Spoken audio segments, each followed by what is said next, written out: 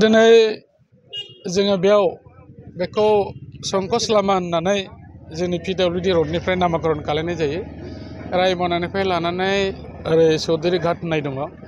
बेथिंजाय थांनाय लामाया माने गुसेबद्रायो आरो बेखौ गुवार खालायनांगौ। बेनिखायनो कमप्लिट जाजोबाबाबो गिबि खेबनि थाखाय बेवहाय प्राय 4 किल'मिटारसो लामाखौ गुवारै फुवारनायनि बेबस्थाखौ लादों आरो बेनिनो जों दिनै बेवहाय खाम्फा गायसननाय जादों। बे खामानिया जासिगोन आरो बे खामानिखौ जोङो आसाम सरकारनि फ्राय बेखौ मोननाय जादों आरो नोंथांमोना मिथिगौ मानगोनां आसामनि chief minister doctor Himanta Biswa Sharma बिथाङा आसामखौ जौगाहोनो थाखाय रड कानेक्टिभिटिखौ थिग खालामनो थाखाय दिनै मोनफ्रोमबो जायगायाव बेफोरबायदि लामा मावनायनि हाबाफारि एबा आसनिखौ हरनाय जादों।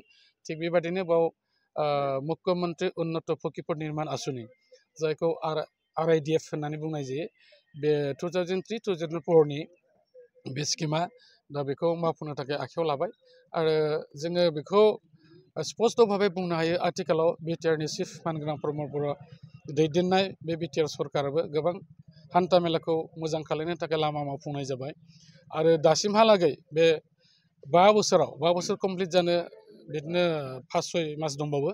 दा बेखिनि समाव जोङो 1600 किल'मिटारनिबो बारा लामाखौ दिनै मावफुंनो हाबाय आरो बेयो मोनसे रेकर्ड होननानै बुंनांगोन।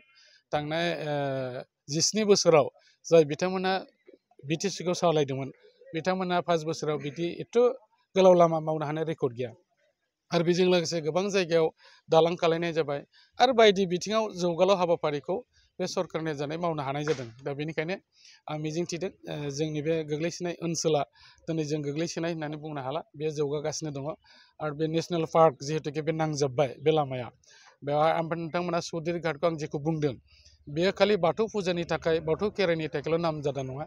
बे जाबाय बर' हारिनि जारिमिननि बर' राजानि जारिमिन मोनसे गोनां बे थावनि। दा बेयाव बोसोरे मोनसे बाथौ खेराइ खुंनाय जायो आरो बे खुंनायजों लोगोसेयै बेवहाय गुबुन गुबुन हादोर खालि भारतबर्सनि नङा बांलादेशनिफ्राय फैयो, लोगोसे नेपाल हादोरनिफ्राय फैयो, गुबुन गुबुन जायगानिफ्राय फैनानै बेयाव नायफैयो आरो इभेन्ट गुबुन गुबुन माने इउर'पियान कान्ट्रिनि मानसिफ्राबो फैनानै बे ओनसोलफोरखौ नायदिंफैयो। गतिके बे लामाया जोंनि थाखाय बिराद इम्परटेन्ट। जिखिनि लामा दं बे मोजाङानोमोन, नाथाय बे सेबद्रायैखाय बेखौ वाइडेनिं एबा फुवारनाय होनाय जादों आरो बे लामाखौनो जों दिनै बेखेवनायनि बे हाबाफारिखौ लानाय जादों। नोंथांमोना